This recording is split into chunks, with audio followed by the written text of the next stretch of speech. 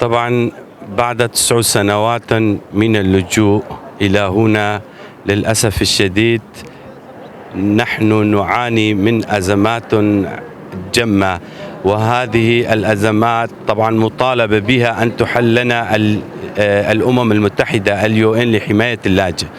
حكومة بغداد لا تقوم بواجبها كما يجب، لأننا نحن الآن في ضمن حدود العراق كدولة معترف بها دوليا، ونحن على عاتق حكومة الأقليم التي أثقلتها النزوح. هي تحوي حوالي 2 مليون ما بين نازح ولاجئ، فنحن مطلوبون من حكومة بغداد أن ترعانا، ولكن حكومة بغداد لا تعترف بنا ولا تقدم لنا أي شيء.